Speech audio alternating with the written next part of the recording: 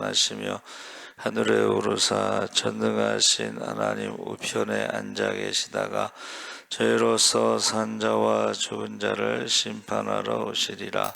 성령을 믿사오며 거룩한 공회와 성도가 서로 교통하는 것과 죄를 사하여 주시는 것과 봄이 다시 사는 것과 영원히 사는 것을 믿사옵나이다. 아멘. 하나님 말씀은 베드로전서 4장 1절에서 6절까지 함께 읽겠습니다. 381쪽에 있습니다. 베드로전서 4장 1절에서 6절까지 우리 다 같이 읽겠습니다. 그리스도께서 이미 육체의 고난을 받으셨으니 너희도 같은 마음으로 갑옷을 삼으라.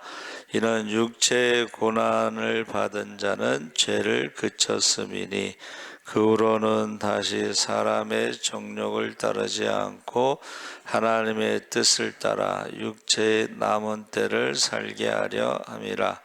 너희가 음란과 정욕과 술취함과 방탕함과 향락과 무법한 우상 숭배를 하여 이방인의 뜻을 따라 행한 것은 지나간 때로 족하도다.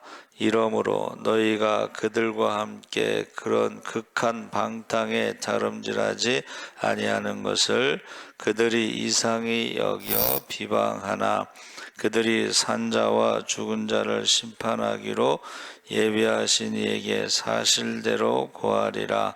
이를 위하여 죽은 자들에게도 복음이 전파되었으니 이는 육체로는 사람으로 심판을 받으나 영으로는 하나님을 따라 살게 하려 함이라. 아멘. 할렐루야. 불 좀 켜주세요. 우리 오늘 말씀의 제목을 고난의 갑옷 한번 따라해 보세요. 고난의 갑옷. 말씀을 준비하다 보니까 지난주에는 심야기도 때 말씀의 제목이 뭐였죠? 다 잊어버리셨죠? 은혜입니다. 제가 이제 생각을 해봤더니 한번 따라해 주세요. 고난의 목적. 왜 하나님이 우리에게 고난을 주시는가? 이제 목적에 대해서 묵상을 해봤더니 이 고난이라는 것이 우리가 감당할 수 없는 고난이잖아요. 그럼 어떻게 해야 돼요? 여러분, 우리가 감당할 수 없는 고난, 해결할 수 없는 고난이 찾아왔다. 그럼 어떻게 해야 돼요? 기도해야 된다는 것은 하나님만 의지한다는 거예요. 할렐루야. 그래서 제가 중보기도 얘기했잖아요. 많이. 그렇죠? 중보기도 얘기한 거 기억나세요? 중보기도. 그런데 기적이 일어났다는 거예요. 할렐루야. 그래서 제가 환우들을 위해서 기도할 때에 우리가 이제 암에 걸리면은 사람들이 놀래잖아요. 그러면 기도를 어떻게 해요? 이번에는 의사들이 놀라게. 할렐루야. 의사들이 놀라게 기적이 일어나게 해달라고 기도합니다. 저는 그걸 많이 봤거든요. 의사들이 놀라는 걸 많이 봐요. 그거 얘기 다 하면 뭐 오늘 밤새야 돼. 여러분, 처음에는 우리가 놀래. 근데 나중에는 의사들이 놀래. 어떻게 이런 일이 일어날 수가 있지? 이러면서. 그래서 오늘은 고난의 갑옷, 성경에서 고난의 갑옷이라는 표현은 베드로전서 4장 1절에 한번 나옵니다. 근데 고난의 갑옷이라는 말은 이제 성경에서 24번 나와요. 그래서 출애굽기에 2번 나오고, 그 다음에 출애굽기 28장 32절에 보니까 두 어깨 사이에 머리 들어갈 구멍을 내고 그 주위에 갑옷 깃같이 깃을 짜서 찢어지게 찢어지지 않게 하고 해서 구약에는 이제 출애굽기에 처음 나오고 신약에는 우리가 읽은 그 베드로전서 4장 1절에 이제 마지막으로 나와요. 그래서 이 갑옷에 대해서 이제 우리가 말씀을 나누고 있는데, 성경은 신자가 세상의 어려움과 죄의 유혹과 맞서기 위해서는 여기서 우리가 읽은 데는 그리스도의 마음을 갑옷처럼 입어야 한다 그랬어요. 그래서 이 예수님이 겪으신 고난과 같은 마음가짐으로 무장하라 하는 영적인 권면을 의미한다 그랬어요. 그래서 고난이라는 것이, 여러분 고난이 처음에 오면은 좀 당황스럽지만 고난이 계속 오잖아요. 그런데 그 어느 목사님은 고난이 계속 오니까는 나중에는 고난이 나의 사역이다 그렇게 간증해서 고난이 나의 일이다. 그래서 사모님이 뇌에 문제가 생겨서 3년 동안 목사님이 이제 병수발을 하다가 돌아가셨어요. 아들 둘 남겨놓고. 그리고 이제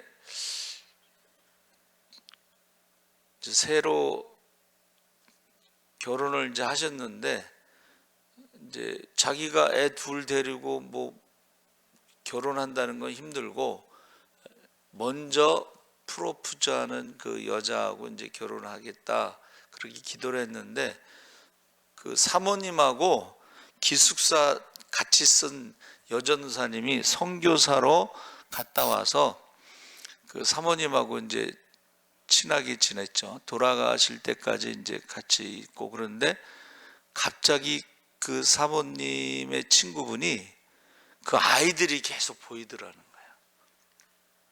아이들이 그 퍼즐에 목사님, 그 다음에 두 아들, 뭐 이런 사역, 뭐 이런 퍼즐을 맞추는데 하나가 비어 있더라는 거예요. 퍼즐에. 근데 자기가 거기 딱 들어가니까 퍼즐이 맞춰지더래. 그래가지고 그 사모님이 먼저 프로포즈를 한 거, 그렇죠? 근데 자기는 기도를 안 했는데 연상이래, 연상.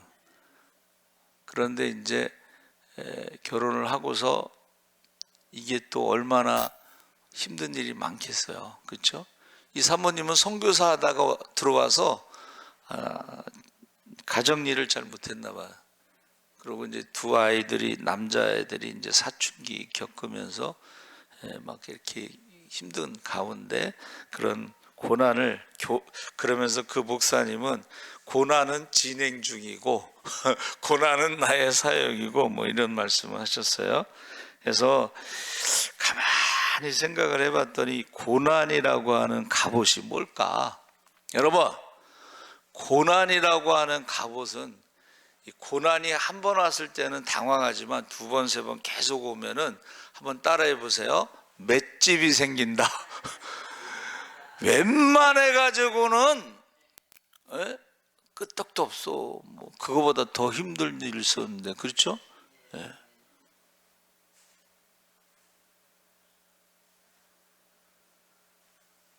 저는 그 3년 동안 병수발 하신 그 목사님 대소변 다 받아내고 뭐 그래야 되잖아요, 그렇죠? 그러면서 아유, 우리 사모님이 안 아픈 걸 감사하고 저는 못할 것 같은데 그분은 이제 고난이 맷집이 생겨가지고 웬만한 고난은 고난도 아니야. 그게 그냥 사역이야. 여러분, 왜 고난을 주시는가 했더니 우리에게 고난을 이길 수 있는 힘을 주시는 거야. 할렐루야. 그래서 그리스도께서 이미 육체의 고난을 받으셨으니 너희도 같은 마음으로 갑옷을 삼으라. 이는 육체의 고난을 받은 자가 죄를 그쳤음이니. 그래서 여기서 고난이라는 것은 단순한 고통이 아니라 하나님의 뜻을 따르기 위해 스스로 선택하거나 감내하는 연단의 과정을 뜻한다 그랬습니다. 그래서 저는 선교사님들을 위해서 기도 많이 해야 돼요. 그들이요, 대단한 사람들이 많습니다. 근데 모든 것을 내려놓고 가는 거잖아요. 그렇죠? 모든 것을 내려놓고. 그래서 갑옷을 삼으라는 것은 적의 공격으로부터 몸을 보호하듯 고난에 대비한 단단한 정신적, 영적 무장을 갖추라는 비유인데, 고난의 갑옷을 입는 이유는 심자가 고난을 각오하고 마음의 갑옷을 입어야 하는 이유는 다음과 같다. 그래서 몇 가지 얘기하고 있는데, 첫째는 죄로부터 단절시킨대. 고난이 오잖아요. 고난이 오면 사람이 되게 어떻게 해요? 내가 뭐를 잘못했는가. 갑자기 그 아기가 만약에 죽었다고 생각해 봐요. 그러면 내가 뭐를 잘못했는가 하고 죄를 돌아보게 된다는 거예요. 여러분, 자녀를 위해서 기도하지 않는 게 가장 큰 죄라고 그랬죠? 자녀를 위해서 기도하지 않는 것은 이 영적인 싸움에서, 동물의 왕국에서 사냥할 때에 어떻게 해요? 가장 약한 자를 공격합니다. 새끼, 무리에서 떨어진 새끼를 공격해요. 우리에게 있어서 영적인 자녀들이 있잖아요. 특히 그 안 믿는 가정에서 나오는 아이들 있죠. 걔네들이 공격의 대상이 될 수가 있어요. 그래서 코로나라고 하는 공격이 딱 오니까 어떻게 해요? 안 믿는 부모들이 애들 교회 안 보내잖아. 믿는 가정에서도 안 보내지만 안 믿는 가정은 100%예요. 100%. 안 믿는 가정, 시골에서 목회하는 친구들 얘기는 서울에 있는 자녀들이 시골에 있는 부모님들한테 교회 가지 말라고, 교회 가지 말라고. 연세 드신 분들이 면역력이 떨어지니까 뭐 그런 것도 있지만은 공격의 대상이라는 거예요. 근데 이제 믿음이 좋으신 어르신들은 자녀들이 전화 오면 알았다 그러고 교회 가. 코로나 때요, 예배 숫자가 똑같대. 시골은 예배 숫자가 똑같아. 변함이 없습니다. 여러분, 우리 교회도 보니까는 코로나 때 자녀들이요, 교회 못 가게, 평소에는 오지도 않는 자녀들이 주일날 아침에 와가지고 엄마 못 가게 지키고 있어. 코로나 걸린다고 못 가게. 근데 나중에 들어보니까는 그 자녀들은 코로나에 걸렸는데 그 권사님은 코로나에 안 걸려. 교회 간 사람들은 코로나에 안 걸리고 교회 안 간 사람들이 코로나에 걸렸다고 이제 나중에 소식이 들리는 거야. 유대인들이 유럽에서 흑사병이 돌 때요, 유대인들은 흑사병에 걸려서 죽은 사람이 없습니다. 왜 그래요? 안식일을 거룩하게 지키기 위해서 안식일 전날 목욕하고 청소하고 세탁하고 정결하게 해. 그런데 여러분, 그 향수 있잖아요. 향수. 그 향수가 왜 만들어진 줄 아세요? 목욕을 안 해서 냄새가 나서 향수를 만든 거야. 향수 뿌리는 사람들이요, 그게 향수가 그렇게 만들어진 이유야. 그래서 저와 여러분이요, 첫째는 죄로부터 단절하기 위해서 육체의 고난을 기꺼이 받아들이는 마음은 정욕을 따르지 않고 죄를 멀리하게 돕는다. 회개의 시간을 갖는다. 고난이 오면 기도하고, 기도할 때에 회개 기도하는 시간을 갖는다는 거예요. 평소에는 회개하지 않던 사람들도 자녀를 치시잖아요. 그러면 100% 회개해. 100%. 자녀를 치면은 100% 회개합니다. 두 번째는 고난을 통해서 신앙이 정금같이 단련되면서 영적으로, 한번 따라해보세요. 성숙해진다. 믿음의 차원이 달라지는 거야. 믿음의 차원이 달라져. 여러분, 고난이 올 때는 기도가 달라지고 믿음의 차원이 달라져. 성숙해져. 욥이요, 욥이 하나님 앞에 예배드리는 신앙이지만은 그가 고난 가운데 어떻게 해요? 내가 혹시라도 모르고 지은 죄가 있을까 봐, 그렇죠? 하나님 앞에 제물을 드렸죠. 그래도 갑자기 찾아온 고난에 대해서 그가 신앙 고백을 하잖아. 주시니도 하나님, 거두시는 분도 하나님. 10남매를 주신 하나님, 10남매를 데려가시기도 하고, 나를 높이기도 하고. 욥이 동방의 의인이었어요. 그런데 높이기도 하고 모든 것을 가져가시면서, 물질도 가져가시고 건강도 가져가시면서 낮추기도 하시고 죽이기도 하고 살리기도 하시는 하나님을 찬양한다 하면서 입술로 범죄하지 않았다. 믿음이 있고 없고를 어떻게 하느냐? 고난이 왔을 때에 믿음이 있는 사람은 찬양을 한다는 거예요. 감사를 한다는 거예요. 하나님 감사합니다. 고난이 오니까는 내 죄가 보이나이다. 내가 기도하지 않은 죄 보이는 거야. 내가 전도하지 않은 죄도 보이고, 내가 하나님을 멀리한 것도 보이고, 하나님보다 세상을 더 사랑한 것도 보이고. 이게요, 믿음이요, 차원이 달라져. 성숙해지는 거예요. 고난이 오면 영적으로 성숙해지시기 바랍니다. 아멘. 세 번째는 그리스도와의 연합에서 예수님이 걸어가신 고난의 길을 따름으로써 주님과 같은 깊은 영적인 교제를 나누게 된다 그랬어요.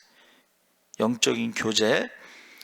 그래서 우리가 잘 아는 쿼바디스가 베드로가 이제 도망갔잖아요. 네로 황제가 그냥 예수 믿는 사람들을 태워 죽였잖아, 불에. 그렇죠?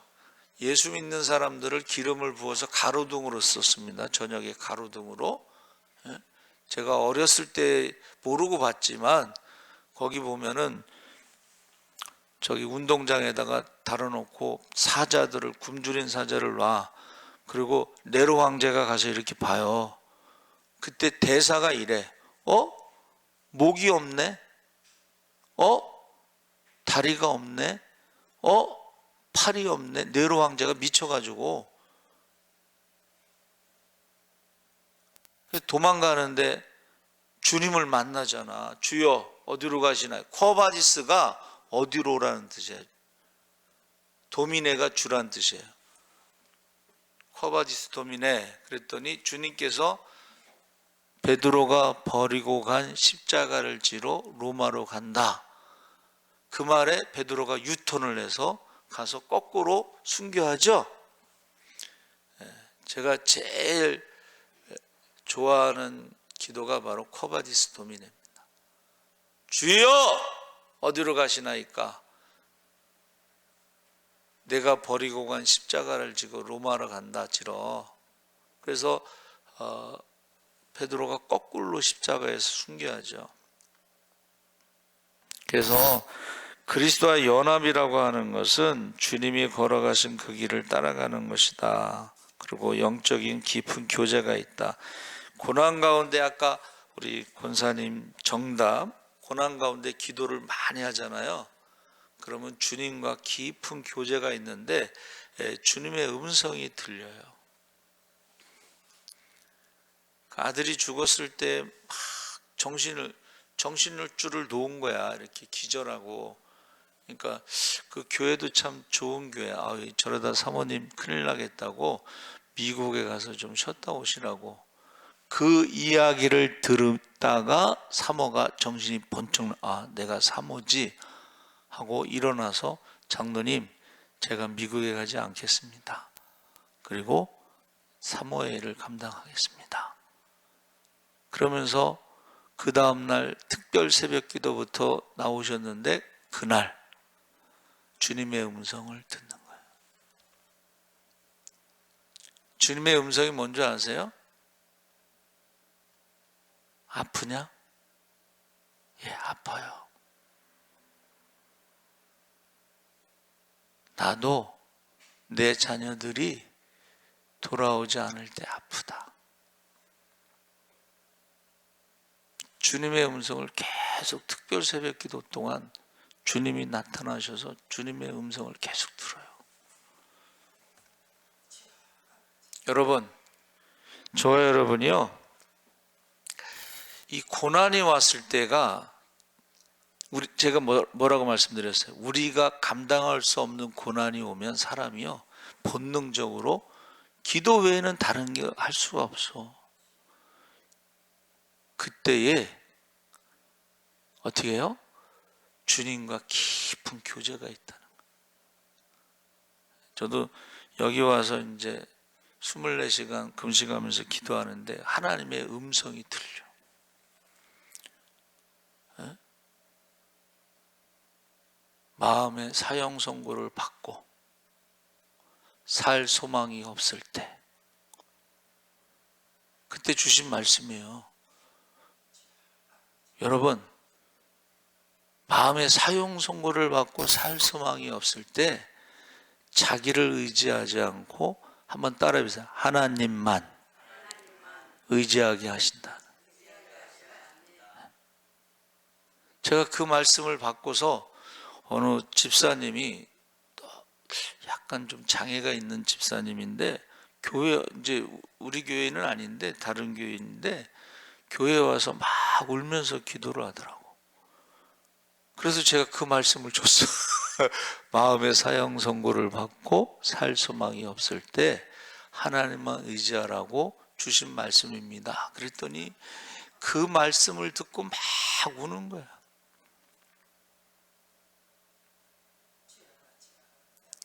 주님의 음성을 들으시기 바랍니다. 아멘. 그래서 저와 여러분이 그 무장이라고 하는 그 표현, 고난의 갑옷, 그것이 이제 영적인 전쟁에 대한 것인데, 첫째는 우리가 한번 따라해서 하나님의 전신갑주. 여러분, 저와 여러분은 지금 영적인 전쟁 중이에요. 전쟁 중. 하나님의 전신갑주는 머리부터 발끝까지 어떻게 해요? 무장을 하는 것을 말하는 거야. 머리부터 발끝까지 무장을 하는 거야. 그렇죠? 근데 이 로마 군단은요, 무장을 자기 돈으로 해야 돼. 여러분이 구원의 투구를 여러분 돈으로 사서 써야 돼. 예? 자기 생명을 지키기 위해서 자기가 사야 돼. 구원의 투구. 예? 방패, 칼, 호심경, 복음의 신발, 뭐 이런 것들을 자기가 사야 되는 거야. 자기가 갖춰야 돼. 자기가 만약에 영적인 무장을 하지 않으면, 전신갑주가 없으면 전쟁에 가서 자기 생명을 지킬 수가 없어요. 그래서 우리가 잘 아는 에베소서에 나오는 6장에 나오는 게 뭐예요? 진리의 허리띠, 의의 호심경, 평안의 신, 믿음의 방패, 구원의 투구, 성령의 겁. 에베소 6장 11절 17절에 두 번째는 빛의 갑옷이라고 그래서 어둠의 일을 벗고 밤이 깊고 낮이 가까운 시기에 입어야 할, 한번 따라해 보세요. 거룩한 행실. 사망아, 내가 쏘는 데가 어디냐? 내가 공격하는 데가 어디냐? 사망이 공격하는 것은, 한번 따라해 보세요. 죄. 죄가 있을 때 사망이 공격하는데, 여러분, 그 귀신 들린 교사가 나갈 때 물어봤어요. 어떻게 해서 귀신이 들어갔냐 했더니 그가요, 죄를 졌어. 근데 회개하지 않으니까는 마귀가요, 그 죄를 공격하는 거야. 야, 네가 무슨 교사야? 교사가 귀신이 들어. 야, 네가 무슨 하나님의 자녀야? 하나님의 딸이야? 공격해요. 여러분, 귀신이 언제 들어가냐? 제가 이제 하도 귀신 들린 사람들이 많아서 이제 정리를 해봤더니 귀신이요, 죄를 짓고 회개하지 않을 때 들어갑니다. 그리고 환경이 있어. 귀신이 그 들어갈 수 있는 환경이 어떤 스트레스를 계속 받잖아요. 그럼 귀신이 들어가. 뭐 이런 식으로 해서 이제 그런 게 있어요. 경험을 한 거죠. 그래서 여기서 빛의 갑옷이라고 하는 것은 거룩한 행실인데, 여러분 의인 없나니 하나도 없기 때문에 우리는 방법은 한번 따라 회개밖에 없다. 회개 없어. 회개. 네. 자, 세 번째는 그리스도로 옷 입는다는 것은, 이것은 성경에는 그리스도로 옷 입는 것이 뭐냐면, 한번 따라 세례. 세례는 세례인데 예수님의 세례는 한번 따라해보세요. 성령 세례, 불세례. 세례 요한의 세례는 물 세례예요. 근데 예수님이 주시는 세례는, 성령 세례는 불세례야. 불세례. 예? 그러니까 불세례 받은 사람들이 회개를요, 그냥 입술로만 회개하지 않습니다. 목숨 걸고 회개하는 거야. 죽을 것 같으니까. 그렇죠? 죽을 것 같으니까. 그래서 저와 여러분이 무장이라는 것은 하나님의 전신갑주, 빛의 갑옷, 거룩한 행실, 회개, 그리고 세례, 성령 세례, 이런 것을 통해서 예수님을 닮아간다 그랬어요. 그래서 이 갑옷이라는 것이 히브리어로 이제 타하라라고 그랬는데, 몸통, 갑옷. 예, 여러분도 잘 아는 거예요. 여자들의 속옷 있잖아요. 뭐 가슴서부터 엉덩이 위에까지라고 이제 돼 있는데, 이것을 뭐라 그래요? 예, 여러분은 뭐 비싼 옷은 안 입으시니까 그러는 코르세? 코르세 맞죠? 예, 코르세 갑옷이란 뜻이야. 코르셋이. 예? 그런데 그것은 대제사장의 겉옷에도 코르세라고 그러고, 그러니까 대제사장이, 여러분 대제사장의 옷은 하나잖아요. 그렇죠? 그것은 지성소에 들어갈 때만 입는 옷이야. 그것은 중보기도 하러 들어갈 때 입는 옷이고, 회개기도 하러 갈 때 입는 옷이 대제사장의 옷이에요. 여러분들이 지금 중보기도 한다. 우리가 종교개혁할 때 주장하는 것 중에 하나가, 한번 따라해보세요. 만민 제사장. 저와 여러분이 제사장이라는 거야. 에? 제사장. 택하신 족속, 왕같은 제사장, 거룩한 나라, 하나님의 소유된 백성 했을 때에 저와 여러분이 제사장으로 우리를 부르셨다. 천주교에서는 신부만 제사장이에요. 근데 우리는 모든 사람이 다 제사장, 모든 사람이 기도, 모든 사람이 중보, 모든 사람이 회개할 수 있는 그것이 갑옷이라는 뜻이에요. 대제사장의 옷, 그리고 몸통. 그런데 이것이 에베소서에 나오는 전신갑주는 6가지가 있는데, 보세요. 진리의 허리띠는, 여러분 진리, 말씀은 모든 무장의 기초야. 영적인 싸움에 말씀으로 싸우는 거야. 할렐루야. 그래서 제가 시험에 드는 사람들을 잘 보니까 말씀이 없어. 성경을 너무 몰라. 에? 그러니까는 공격받으면 어떻게 돼요? 그대로 그냥 넘어지는 거야. 그렇게 시험에 잘 들 수가 없어. 에? 그게 뭐예요? 말씀이 없기. 진리의 허리띠가 없어요. 당시 군인의 허리띠는 의복을 고정하고 무기를 지탱했다. 흔들리지 않는 하나님의 말씀이, 한번 따라해 보세요. 삶의 중심. 여러분 우리가 전쟁할 때에, 배 타고 들어가서 전쟁할 때 제일 중요한 게요, 중심을 잡아야 돼. 배가요 중심을 잡아요. 배가 중심을 잃어버리면 무너지는 거예요. 그 중심을 잡아주는 게 말씀이라는 거예요. 무슨 일을 당하든지 우리가 말씀으로 중심을 잡으면 흔들리지 않습니다. 할렐루야. 근데 말씀을 모르니까 너무 시험에 자주 들어. 너무 흔들려. 그것을 우리가 복 있는 사람은 악인들의 꾀를 따르지 않고 죄인들의 길에 서지 않고 오만한 자의 자리에 앉지 않고 오직 여호와의 율법을 즐거워하여 그 율법을 주야로 묵상하는 자로다. 악인은 그렇지 않음이요 바람에 나는 겨와 같도다. 중심을 못 잡아. 이리 갔다 저리 갔다 흔들리는 사람들이지. 뿌리를 못 내리고 열매가 없어. 그래가지고 어떻게 천대까지 복을 누리겠어요?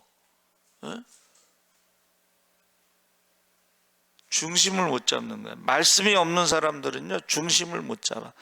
두 번째는 의의 호심경에서, 이 호심경은 가슴, 심장을 보호하는 거예요. 이것을 우리가 어떤 분은 도덕적 결백이 아닌 예수 그리스도로부터 얻은 의로움, 이게 뭐예요? 믿음으로 나는 하나님의 자녀다. 믿음으로 의롭다함을 얻었다. 나는 믿음으로 용서함 받았다. 할렐루야. 이 믿음이 흔들리지 않는 거야. 의인 없나니 하나도 없지만 우리는 회개하고 믿음으로 하나님의 자녀가 된 줄 믿습니다. 아멘. 그래서 제일 사탄의 정죄로부터 우리 마음을 지키는 방어막이 되는 것이 호심경이라는 거야. 사탄이 뭐를 공격해요? 야, 네가 무슨 이제 목사야. 목사가 완벽하지는 않죠. 그렇죠? 공격한다는 거야. 행위를 공격하는 거지. 행위를. 근데 맨날 회개해봐. 그러면 아무리 공격해도 어떻게 해요? 루터가 종교개혁할 때 마귀가 루터의 죄를 그냥 흰 벽에다가 쫙 루터의 죄를 썼대잖아요. 그러니까 루터가 어떻게 했다고 그랬어요? 어떻게 했다고 그랬어요?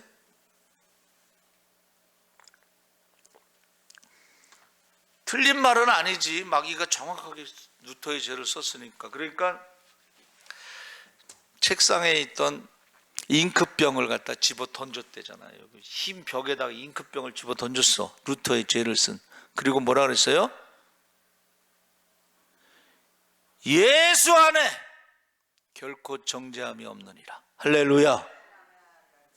그래서 종교개혁을 한 거예요. 루터가 의인이고 완전해서 종교개혁을 한 게 아니라 예수 안에 정죄함이 없다는 믿음으로 그가 종교개혁을 한 줄 믿습니다. 그게 호심경이라는 거예요. 호심경, 마음을 지키는 거. 마음을. 그 다음에 평안의 복음의 신발은 군화죠. 군화. 험한 지형에서 전진하게 돕는데 어떤 상황에서도 마음의 평화를 유지하며 언제 어디서든 복음을 전할 준비가 되어 있는 아름다운 소식을 전하는 자들의 발이요. 산을 넘는다고 그랬죠. 그렇죠? 그랬을 때에 신발이, 복음의 신발, 전도의 신발이 참 중요하다는 것을 말해주고 있습니다. 그래서 사람들이 저한테 꼭 신발을 선물해. 저 신발이 너무 많아요. 사실은 신발 안 사셔도 돼. 왜? 사람들이 다 신발을 선물해. 전도 다니실 때 편하게 신발 신으시라고 신발을 그렇게 선물해요. 그 전에 이제 신발을 많이 썼지만, 여러분, 저와 여러분이요, 신발이 얼마나 중요한지 몰라요. 한번 거기 보세요. 비싼 신발은요, 그 건강을 회복시켜 준다고 광고 엄청나게 나오죠.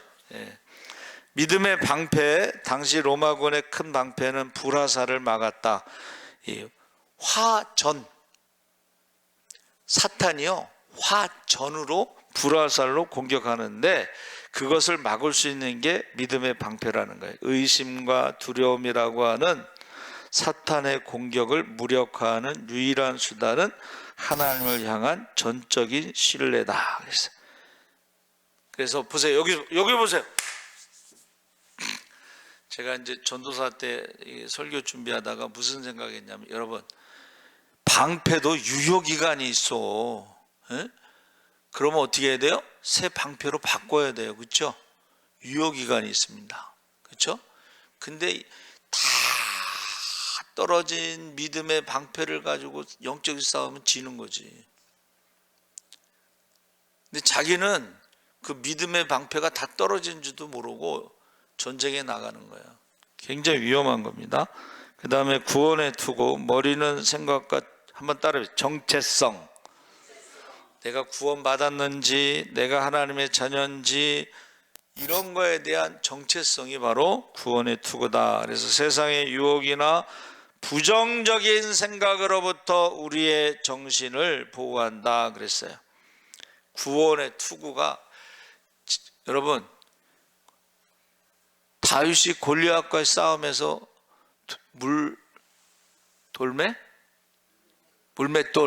물맷돌을 집어 던졌는데 어디다 던졌어요?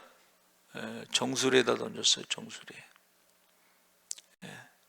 그 돌멩이가요, 크기가 저기 테니스 공만 하다, 뭐 야구 공만 하다 그래요. 근데 이게요, 물매라고 하는 것은 손으로 던지는 게 아니라 돌리는 거예요.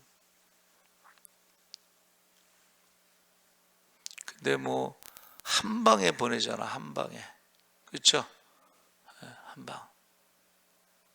반대로 말하면 우리도요, 한 방에 갈 수가 있어. 한 방에. 그래서 이 구원의 투구라고 하는 건 이 부정적인 생각, 세상의 유혹, 정체성, 이런 것에서 우리가 흔들리면 안 되고 보호를 해야 되고, 성령의 검은 유일한 공격용 무기인데 기록된 하나님의 말씀을 상황에 맞게 선포하고 적용할 때 영적 전투에서 승리할 수 있다. 그래서 이게 로마 군대의 장비는 공화정 시대하고 제정 시대가 있는데 이게 달라요. 공화정 시대는 시민군이 자기들이 사서 해야 되는 거고, 제정이라는 것은 이제 나라 직업군인, 그 나라에서 주는 거야. 표준화가 돼서. 그래서 좀 변화가 있는데, 그 공화정 시대는 자기의 재산에 따라서 무장하는 게 달라요. 부자들은 좀 좋은 걸로 무장했을 것이고, 그렇죠? 근데 제정 시대에는 시민군이 아니고 직업군인이야. 나라에서 주는데 똑같아. 근데 이제 좀 다른 게 뭐냐면 계급에 따라서 장군이 뭐 입는 거하고 병사가 입는 거하고 좀 다른 거예요. 그렇죠? 그래서 원형 투구라는 게 있고 타원형 방패가 있고, 병과 별 좀 차이가 있고, 판갑의 등장, 이것은 판금이라고 하는데 이것이 한번 따라해보세요. 직사각형. 그래서 여러분 영화에 보면은 로마 군인들이요 직사각형으로 해서 진을 짜서 촥촥촥촥 가잖아요. 그저 제갈공명하고 이제 그 싸우는 그 사마천하고 싸울 때 함정에 빠져. 위에서 막 화살을 쏘는데 이 방패가 사각형으로 위에서 딱 하니까는 박스처럼 안전하게 이렇게 탈출을 할 수가 있어요. 그게 사각형 방패예요. 근데 여러분 보세요. 그 로마 군이나 스파르타 이런 군인들은요, 어려서부터 남자가 태어나면 무조건 군사훈련을 시켜. 몸이 약한 애들은 제외시키지만 보통 아이들은 유치원서부터 군사훈련을 시켜요. 그래 로마가 어떻게 그렇게 됐을까 했는데 아이들은 무조건 군사훈련, 남자아이들은. 그러니까 전쟁에 나갔을 때 어떻게 해요? 여러분 어려서부터 군사훈련 받은 애들이 이길 수가 없어요. 모든 분야가 똑같아. 예? 여러분 브라질에는 축구 잘하죠? 브라질에는 아들이 태어나서 걷기 시작하면 축구공을 줘. 캐나다에는 아이스 하키가 유명한데 거기는 걷기 시작하면은 스케이트를 줘. 걔네들을 따라갈 수가 없어요. 따라갈 수가 없어. 그 우리나라도 이제 뭐 축구 막 올라갈 때 왜 그러냐면 어렸을 때 유학을 보내서 그래요. 초등학교 때 유학을 보내. 그래서 우리 교단에 제가 남지방에 있을 때에 그 교회 목사님이 유학을 보냈는데 걔가 반지의 제왕인가 이런 세레머니 하는 이름이 뭐지? 에? 안정환. 안정환이 엄마가 어렸을 때 나가셨어. 굉장히 어려운데 축구를 잘하니까 초등학교 때부터 그 교회에서요 장학금을 줬어요. 장학금. 그래서 저와 여러분이 뭐든지 어려서부터 하는 게 이게 어떤 분야든지 최고가 될 수 있는데, 여러분 기도도 어느 교회에서는 초등학생들도 다 방언 기도해.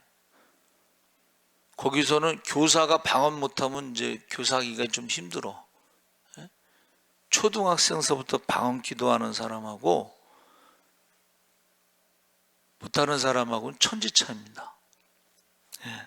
그래서 저와 여러분이요 뭐든지 어려서부터 하는 게 좋은데, 이 투구가 이제 나중에는 조금 변화가 돼서 임페리얼 양식 투구로 발전하는데, 이거 황제 투구라고 하는 거고, 단검, 검, 또 뭐 그래서 전신갑주를 취하기 위해서, 여기서 이제 제일 중요한 게 이거야.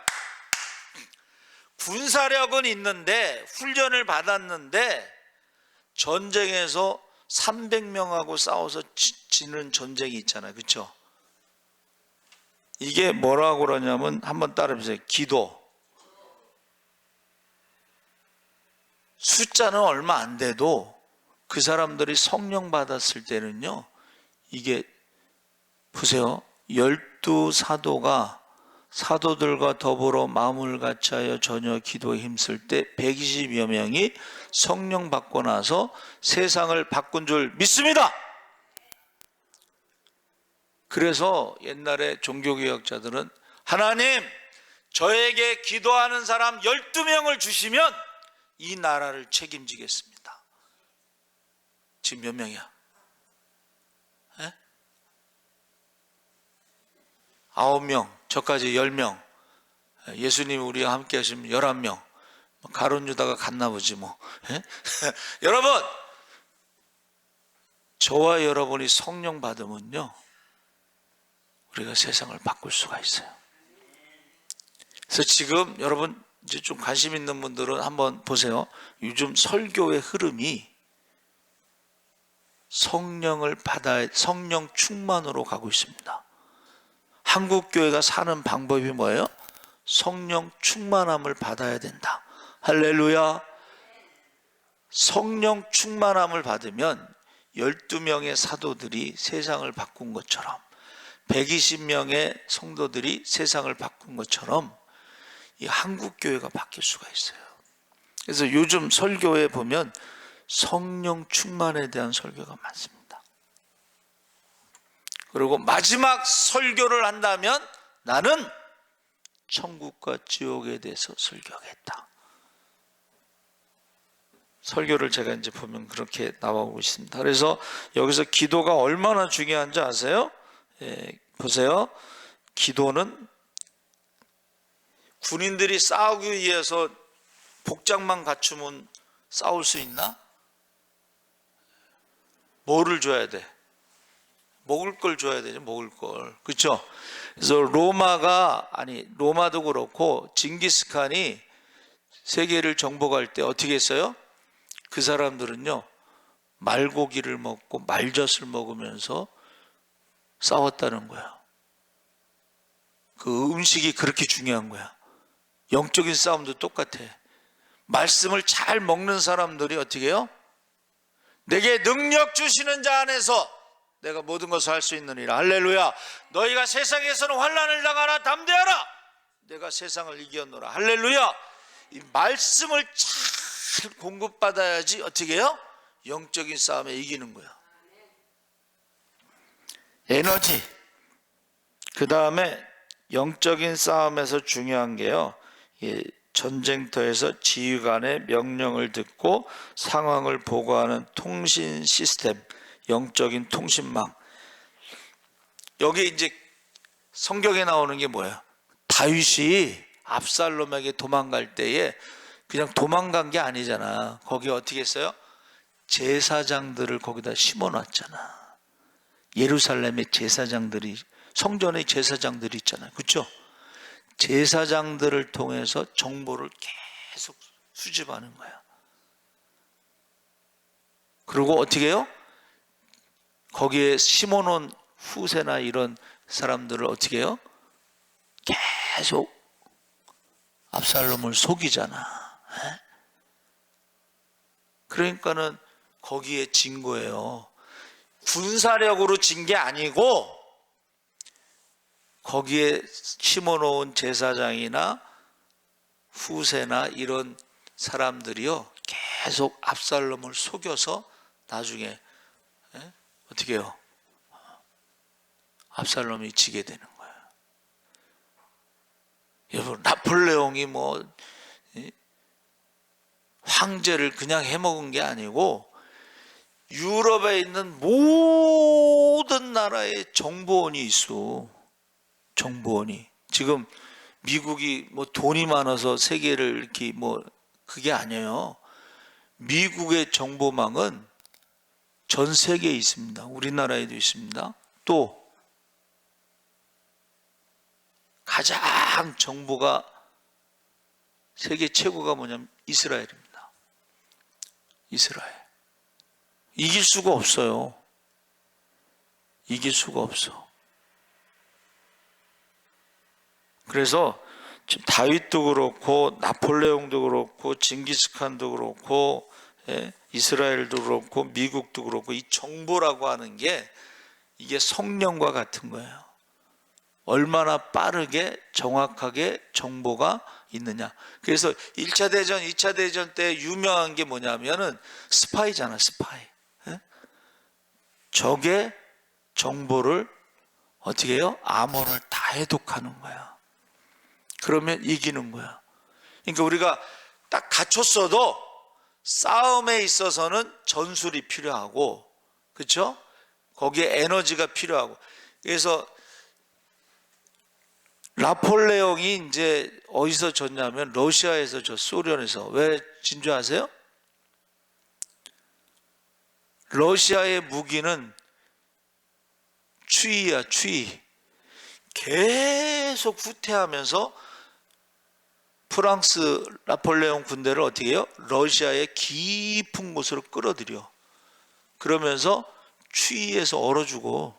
그리고 먹을 게 없어서 굶어 죽어. 우리나라도 똑같습니다.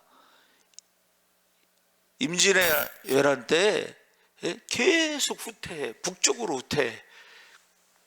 일본 군인들이 얼어 죽었습니다. 그 다음에 보급로를 차단하니까 굶어 죽었어. 전쟁이 꼭 칼로 창으로 싸우는 게 아니에요.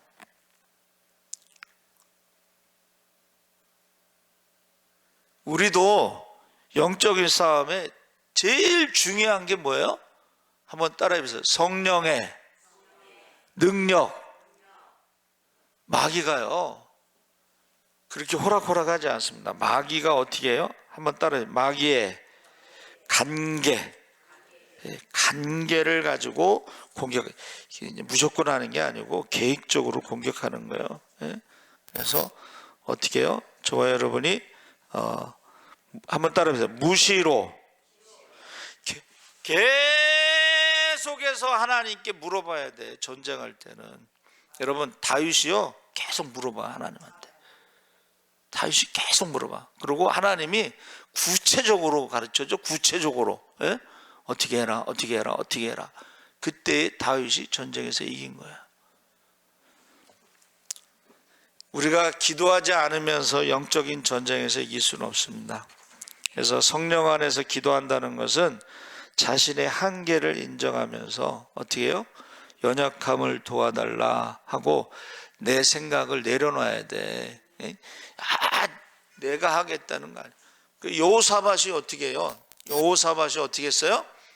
처음에 전쟁에서 이겼는데 또 전쟁이 일어나니까 이제는 힘이 없어. 그래서 연합군, 모압과 암몬과 마온이 연합군으로 오니까는 성전에 가서 기도해. 하나님, 전에 전쟁은 우리가 이겼지만은 지금은 이제 더 싸울 힘이 없습니다. 기도를 하잖아요. 기도. 전쟁하는데 무슨 기도를 하냐? 기도를 하니까는 성가대원에게 성령이 임해서 야하시엘에게 이제, 야, 이 전쟁은 네가 하는 게 아니고 내가 하는 거니까 가만히 있어. 그렇게 응답받은 대로 그가 전쟁하는데요, 성가대를 조직해서 찬양을 하는 거야. 여러분, 영적인 싸움에 찬양이 얼마나 중요한지 아세요? 예? 귀신 쫓을 때 어떻게 해? 귀신 쫓을 때 찬양하는 거야. 예수님의 이름으로 찬양합니다. 그리고 예수님의 피로 찬양합니다. 예? 사람마다 뭐 장단점이 있는데 나는 그 간증을 듣고 참 존경스럽더라고. 예? 귀신 들린 사람이 있는데 가서 기도해줘. 근데 미국이야. 12시간 동안 기차 타고 가서 혼자 가지 않고 엄마한테 전화해서, 어머니, 제가 지금 기도하러 가는데 그쪽으로 좀 오세요. 그 엄마도 이제 거기 오고 밤새도록 기도하고 찬양하는데요, 미국은요 밤새도록 기도하고 찬양하면 경찰에 신고합니다. 근데 귀신이 딱 나간 다음에 경찰이 왔대. 그런 경우가 없거든. 여러분, 저와 여러분이 한계를 인정하시기 바랍니다. 내 힘으로 할 수 없습니다. 두 번째는 하나님의 말씀을요, 우리가 약속을 하나님의 약속은 천지는 없어져도 없어지지 않으니까는 하나님 말씀하셨잖아요. 약속하셨잖아요. 그렇게 말씀을 붙잡고서 야곱처럼 환도뼈가 부러질 때까지라도 어떻게 말씀을 붙잡고 기도하시기 바랍니다. 예. 그 다음에 우리가 기도했으면 하나님의 음성을 들어야 돼. 한번 따라해보세요. 순종하자. 순종할 때에 우리가 영적 싸움이 승리하는 거야. 순종할 때에. 그런데 우리가 하나님의 말씀을 듣고 순종하지 않으면 영적인 싸움을 이길 수가 없습니다. 그래서 저와 여러분이 삶의 현장에서 어떤 사람은 한번 따라해보세요. 화살기도. 성령님, 이 상황에서 어떻게 할까요? 수시로. 여러분, 저와 여러분이 이렇게 대화하는 순간에도 하나님 어떻게 대답할까요? 이 화살기도라는 거, 화살기도. 그 책에서 읽었는데 기도가 종류가 많은데 그 중에 화살기도. 순간 대화하면서도 어떻게 할까요? 어떻게 할까요? 어떻게 대답할까요?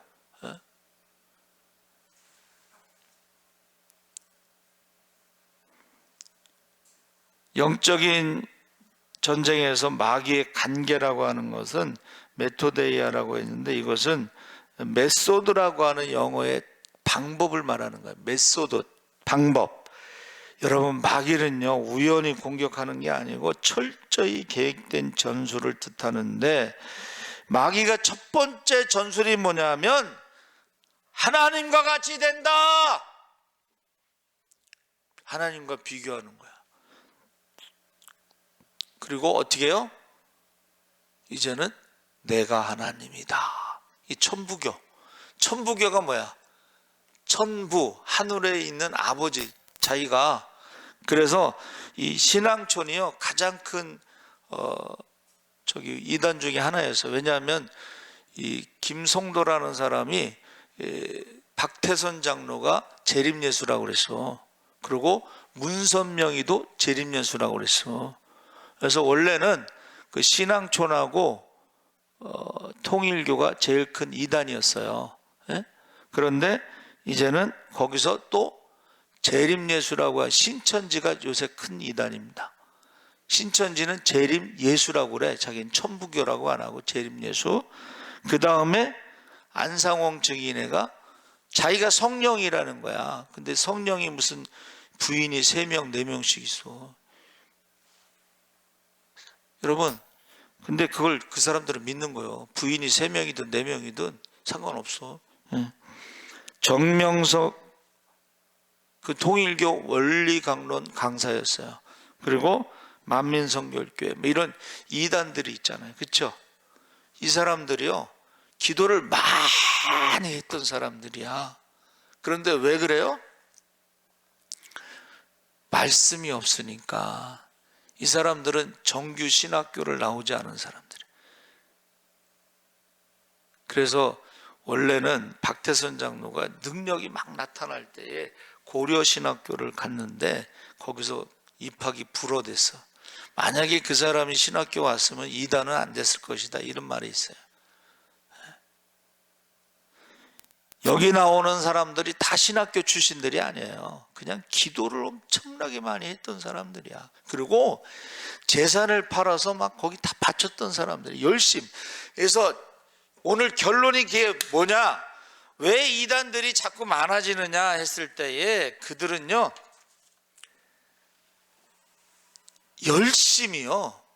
열심 기도하고 성경 공부하고 전도하는데 밥 먹고 잠자는 시간 외에는 다 거기다가 투자를 해요. 열심은 따라갈 수가 없어. 그런데 지금 기존의 교회 신자들은 그 사람들하고 비교하면 이거는 열심히 비교가 안 돼. 그러면 이게 영적인 싸움에서 그 사람들은 우는 사자와 같이 두루 돌아다니면서 할 수만 있으면 믿는 자들로 삼키려고 하는데, 우리는 맨날 죄와 사망에 잠을 자다가 생로병사에 잠을 자다가 지금 자기 자식이 지금 잡혀가는지도 모르고 지금 잡혀 먹는지도 모르고 그냥 그렇게 지내고 있잖아요. 그래서 여러분, 예수님이 오실 때 믿음을 보겠느냐, 예배자를 보겠느냐, 열매를 보겠느냐. 그래서 저와 여러분이 기도하지 않는 것은 가장 큰 죄야. 동물의 왕국을 보시면서 새끼를 공격한다니까. 무리 중에서 떨어져 나가 혼자 있는 동물을 공격해요. 같이 있으면 공격하지 않습니다. 마귀도 그냥 대강대강하지 않습니다. 그래서 여러분들은 일당백으로 기도하고 가셔야 돼. 지금 20분인데 그냥 한 5분 기도하다 가지 말고 일당백으로 기도하다 가셔야 돼. 여러분이 기도 안 하면 이제 어떻게 되겠어? 여러분, 코로나 때 뭐 5만 개가 6만 개가 문을 왜 닫았어? 결국 기도하는 사람이 없으니까 문 닫은. 그 중에서 5년 동안 기도한 사람들은 크게 쓰임받은 줄 믿습니다. 주여 3번 부르짖고 기도하겠습니다. 주여, 주여, 주여. 할렐루야. 살아계신 하나님 아버지, 하나님께서 함께 하시옵소서. 우리가 고난의 갑옷을 입고 영적인 싸움에 승리할 수 있도록 늘 성령 충만하게 하시옵소서. 말씀 충만하게 하시옵소서. 말씀을 붙잡고 기도하게 하시옵소서. 마귀를 대적하라. 그리하면 너희를 피하리라. 너희 안에 계신 이가 세상에 있는 자보다 크심이라고 했습니다. 아무것도 염려하지 말고 오직 모든 일에 기도와 간구로 너희 마음과 생각을 지키시리라. 아버지, 이것을 너희에게 이루는 것은 너희로 내 안에서 평안을 누리게 하려 함이라. 세상에서는 너희가 환난을 당하나 담대하라. 내가 세상을 이겼노라. 주여, 맡겨진 영혼들